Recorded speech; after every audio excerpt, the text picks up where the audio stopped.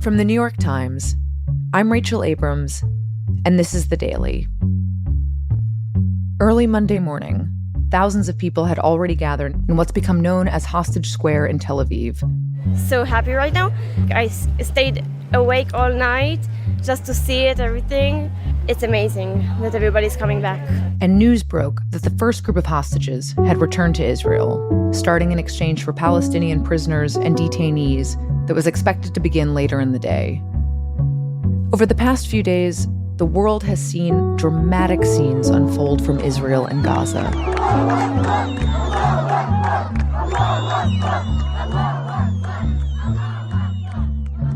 In Gaza, thousands of Palestinians are returning to their homes and their neighborhoods, and they're seeing firsthand the devastation that 2 years of war has brought. جينا على أمل ما قدرناش عندنا الوضع صعب جدا الوضع صعب جدا. As international journalists continue to wait for access to the Strip,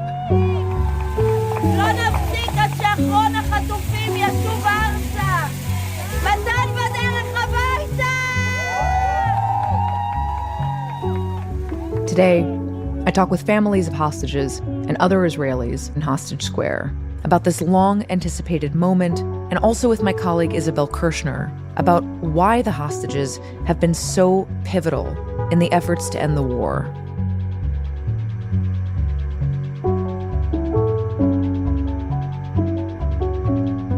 It's Monday, October 13th.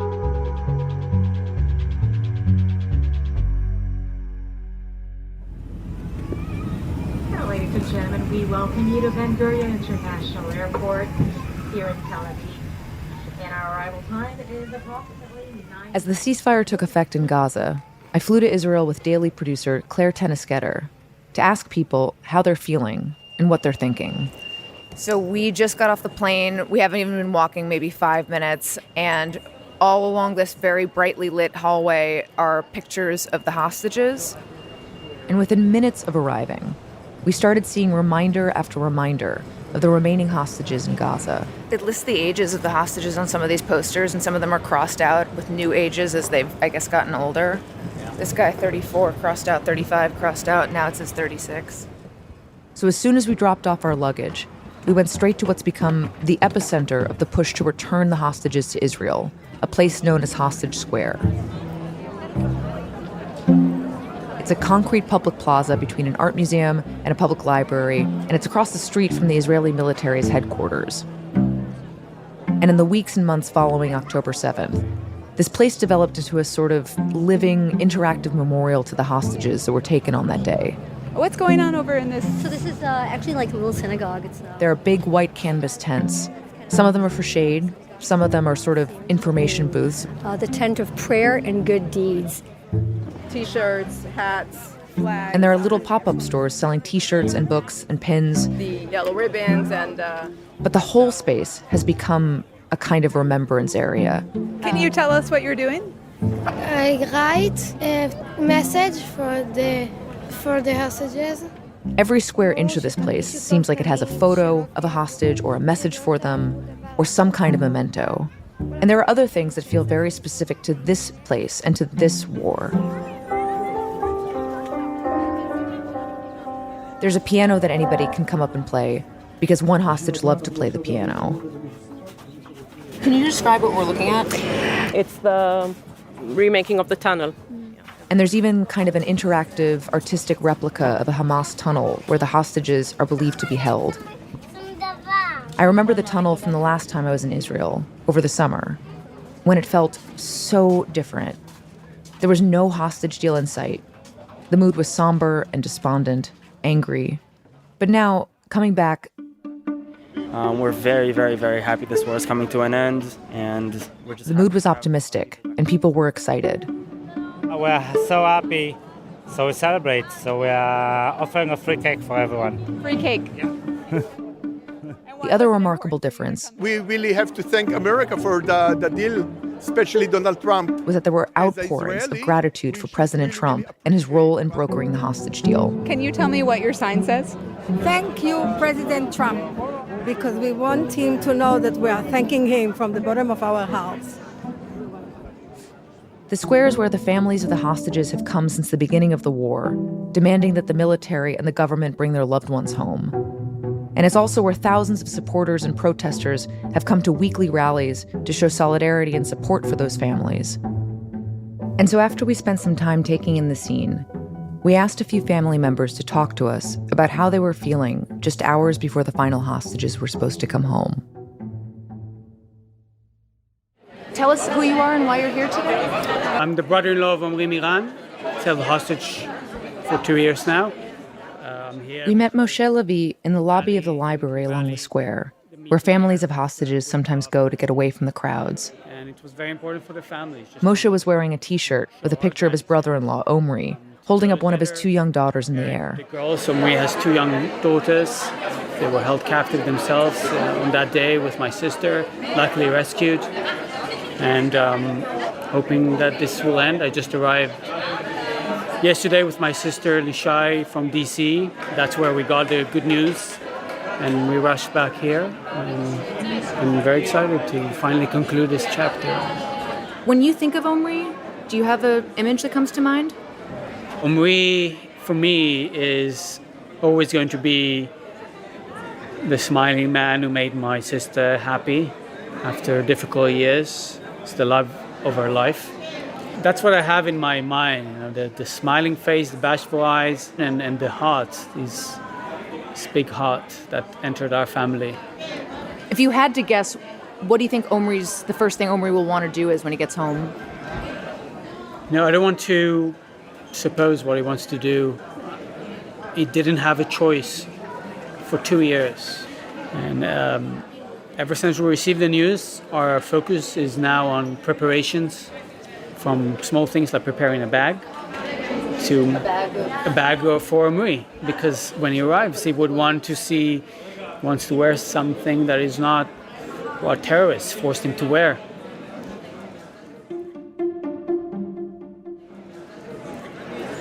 Have you thought about the first thing you want to say to him? Just a hug. Yeah.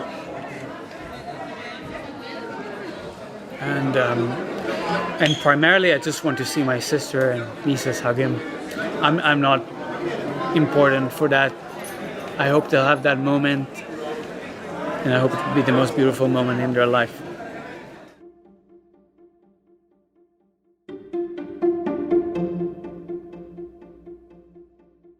Family members like Moshe are in so many different situations.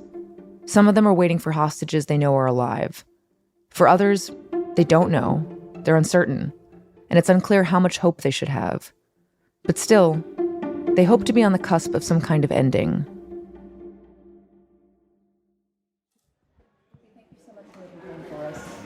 It's a difficult day. Another person we met at Hostage Square who had a family member go missing during the war was Ruby Chen. I'm a New Yorker, grew up in Flatbush, and I met my wife in Israel, and we decided to have a home here. Ruby and his wife raised their 3 kids in Israel, but would frequently travel to the U.S. My eldest inherited my love for the New York Knicks and Ties, being the middle son, the more rebellious one. He decided to be a Celtics fan. For the love of God, I don't know how that happened, but I feel that I failed as a father. And when the war broke out, one of his sons, Itai, the one with the rebellious streak, was performing his mandatory military service. And he, unlike his elder sibling that went to a technology unit, he, of course, decided to do something totally different, and he wanted to go into combat. And he joined the tanks division. And he, on that fatal October 7th, was on the border of Gaza at a base called Nahal Oz, which is kind of in the middle of the Gaza Strip. And they were ambushed. They got hit by a few anti-tank missiles, and the tank was neutralized. And we were totally in the dark. Monday, we went to the missing people command center that was put together by the police, and they said, well, he's missing in action, meaning no one is able to identify him physically standing next to him. He wasn't in one of the hospitals. And a few days after, we got notified that he is indeed a hostage in Gaza. And we're sitting there, and okay, do you have anything else to tell us? Where is he now? Oh, we don't know. Okay, then we're doing. So they waited, hoping for a positive sign, desperate for information on how their son was doing. In March 24, we got another knock on the door. Then, a few months later, Ruby got a very different message. When the idea concluded based on intelligence that he most likely did not survive on October 7th. And we asked, okay, where's the physical evidence? He says, oh, we don't have that. So we understand, I looked at the intelligence. I understand that most likely Itai is not one of the 20, but he is no less of a hostage. There's the missing holidays, Thanksgiving to Hanukkah to, Easter. And just, think of a family dinner, holiday dinner with a chair that is empty. Itai, going back to the Celtics, now it's the beginning of basketball season. We would be sitting on the couch, thinking about and jabbing one another who has a better chance of winning the division title. And we will play NBA 2K, and he will play with the Celtics. I'd play with the Knicks. He would, of course, beat me because he's much better at 2K than I am. And he's missing. It is just as important to us to get Itai back, and then we'll deal with the two options that we have, either being able to hug him, or it means that one chapter ended and we need to start another chapter of our family, but we need to have that ending of this chapter. Thank you so much.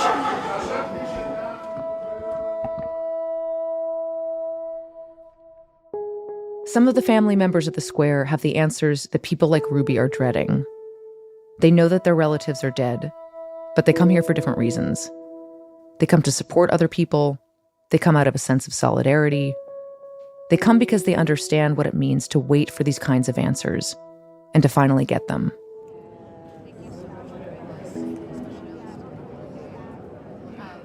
Can you tell me, to start, just who you are and why you're here tonight?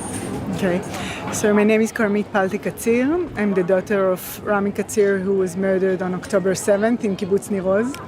My mother, Chana Katsir, was abducted from Kibbutz Nir Oz, and my brother, Elad, was also kidnapped from Kibbutz Nir Oz. My mom returned after 49 days in captivity in Gaza, and my brother, Elad, was murdered in captivity, and his body was retrieved to Israel on April 2024. When my mother came back, I remember when she was brought on a gurney and she looked up and she saw me and she saw my sister, and then I could see that she's looking about the missing faces. She couldn't see my father and she couldn't see my brother, and she asked me, where are they? And I have to tell her, on the first 5 minutes she's with us, that my father, her husband, was shot to death, and that my brother, for me it was good news. I told her, Mom, but the good news is that he's kidnapped and he's alive. And it's crazy that even considered to be a good news, but for us it was a good news. I remember when they told us that he's dead. So my mom, she was in the hospital at the time, and she told the officer that she wants her son, my brother, to be brought to her so she can kiss him goodbye. And then the officer was shocked, and he told her, we can't bring him over. You can't kiss him goodbye because his body wasn't in a state that she could have done that. And it's awful because the sense of closure it's not full, because we don't get to have these normal phases of grief and goodbye. Meanwhile, Karmit's mom was struggling more and more with her health, suffering from ailments related to her captivity. She steadily declined and passed away last year. It's a huge difference between what I've been through with my father or my brother or with her, because with her we have the opportunity and the privilege to say goodbye, to say how much we love her, to hold her hands, for her not to feel alone for a second.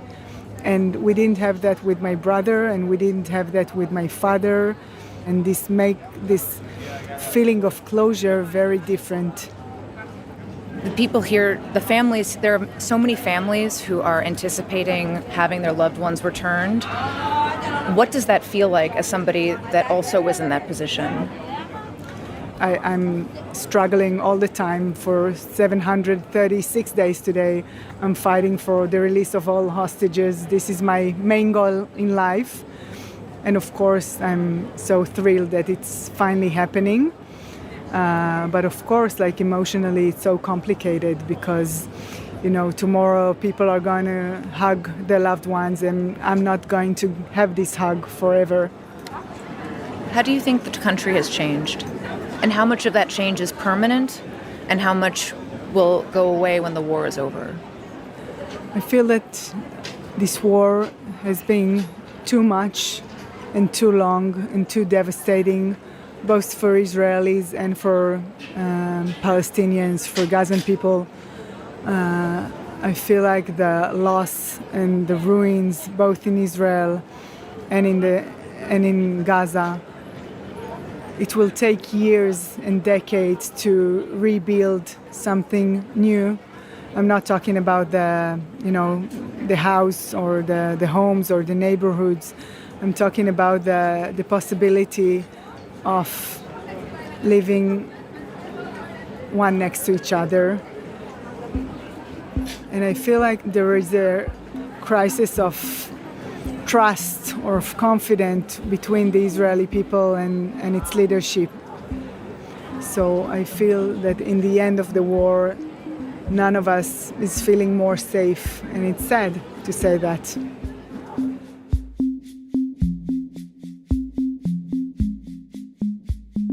Coming up next, I speak with my colleague Isabel Kershner on what the return of the hostages means more broadly for Israeli society and for the end of the war. We'll be right back. Isabel, thanks so much for talking to us.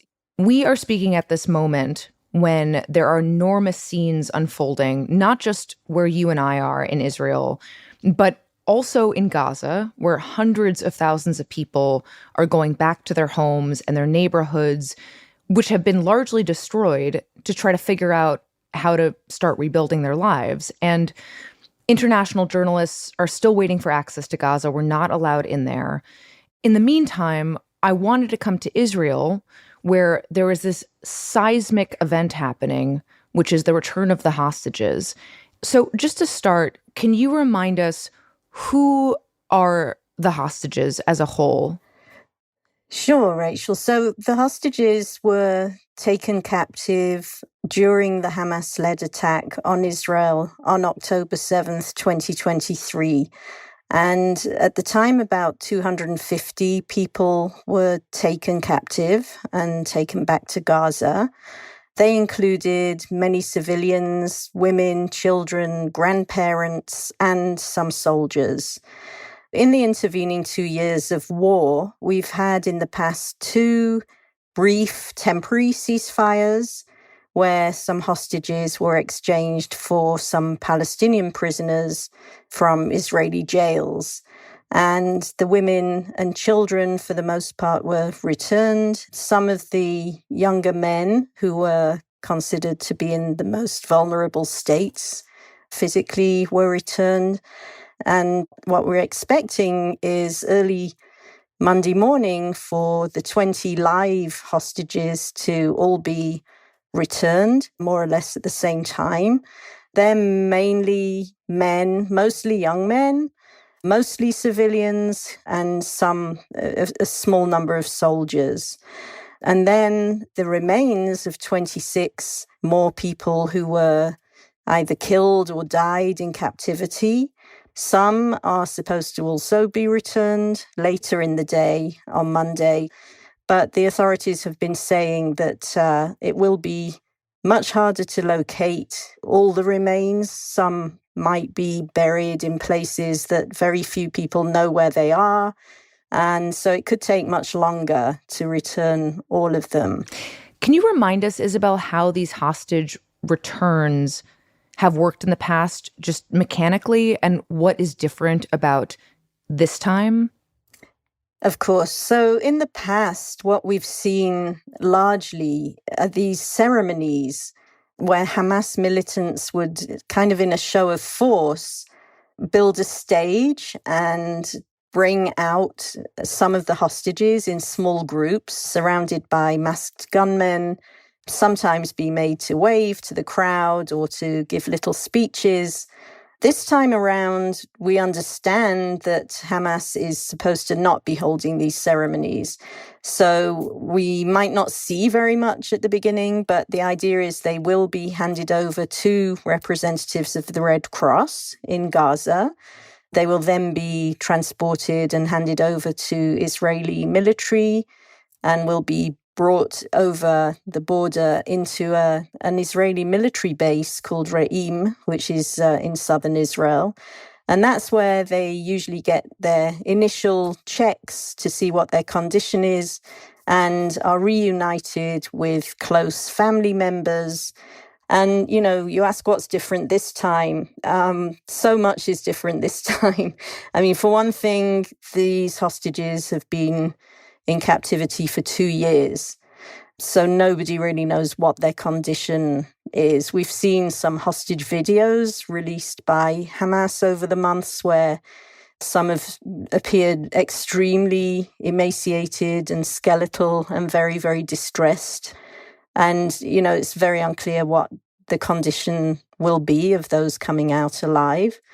And for the Palestinians too, the Israelis are releasing more than 200 Palestinian prisoners who were convicted of life terms for serious deadly attacks against Israelis, plus almost 2,000, about 1,700 plus detainees from Gaza who were detained by Israeli forces during the war and brought to Israel. So it's a very large landmark occasion on all sides. One of our producers, Claire Tennisgetter, and I spent last night, Saturday night, at Hostage Square, where there have been weekly rallies in support of bringing the hostages home since the beginning of the war. And last night was one of, if not the biggest crowd that has ever been there, according to a bunch of different reports. Can you talk about the significance of the hostages to the war and to Israeli society and how that's changed since the start of all of this? Well, there's an ethos in Israel that's largely been nurtured through the Israeli military, which is a conscription army. So, you know, most people in Israel, their children or their siblings, somebody they know, their neighbors, will be serving or will have been serving in the military. And the ethos, because it's a so-called people's army particularly, has been that you never leave soldiers behind in the field. And there's been a feeling that's grown over the 2 years as these captives have languished longer and longer, that the Israeli government had essentially abandoned these people and left them in the field. So the square has become a kind of fulcrum of anger and frustration as successive rounds of hostage talks collapsed and ceasefires collapsed, and this war seemed to be turning into a forever war.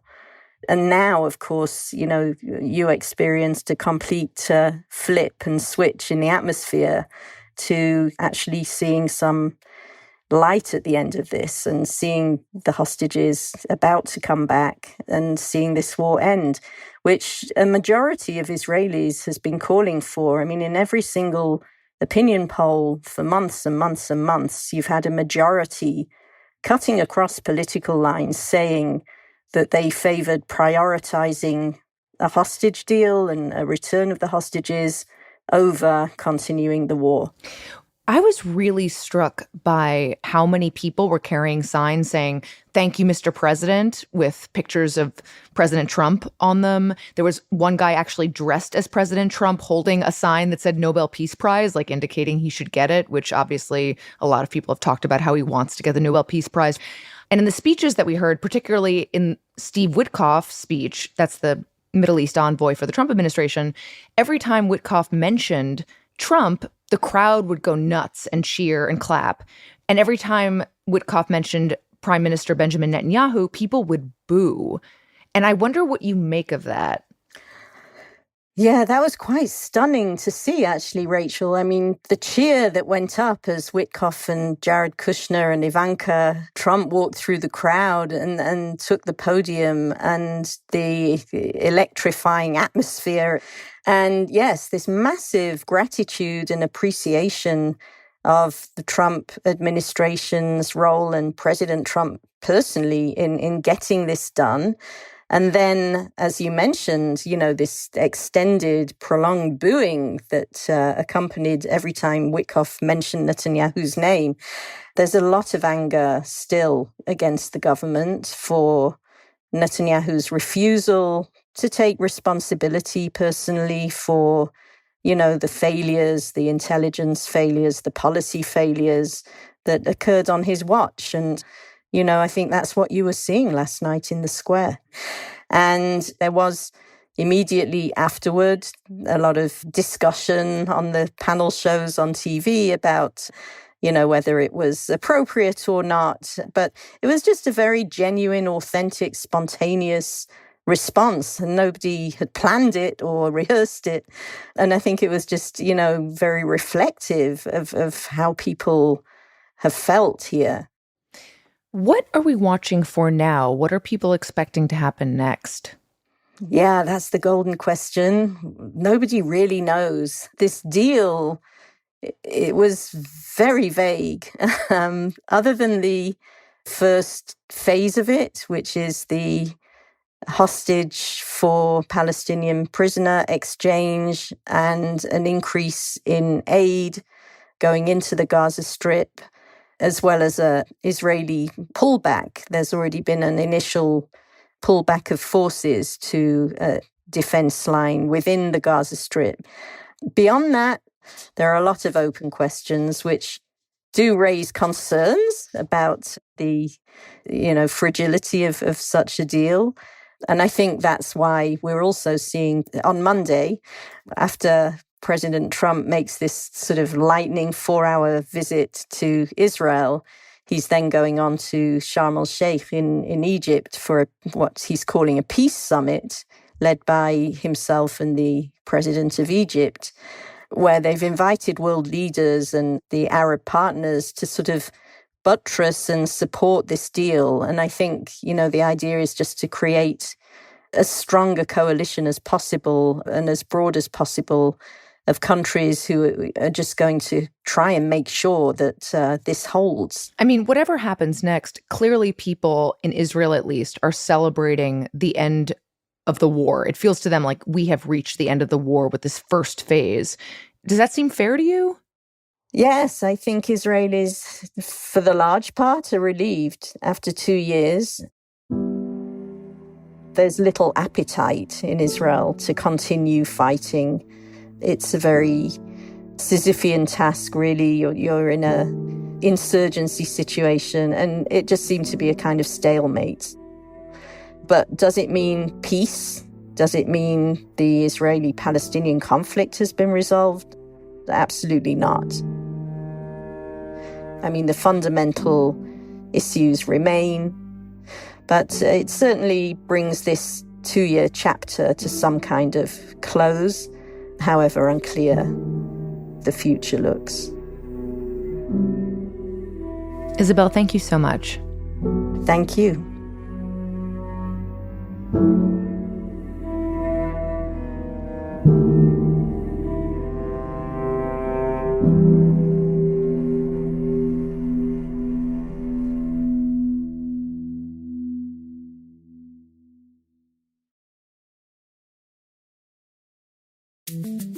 Here's what else you need to know today.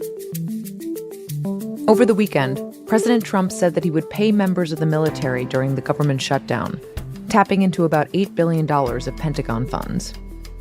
It would cover the next pay period for more than 1 million active duty service members, but it's not clear how long the administration could pay troops if Congress and the White House can't reach a spending deal. Meanwhile, the Smithsonian Institution said on Sunday that the shutdown has forced it to close its 21 museums and the National Zoo. Today's episode was produced by Claire Tennis-Getter, Rob Zipko, and Michael Simon Johnson. It was edited by Patricia Willens and Ben Calhoun. It contains music by Rowan Nemisto, Dan Powell, Marian Lozano, Leah Shaw Dameron, and Alicia Beitube, and was engineered by Alyssa Moxley. Special thanks to Gabby Sobelman and Aaron Boxerman.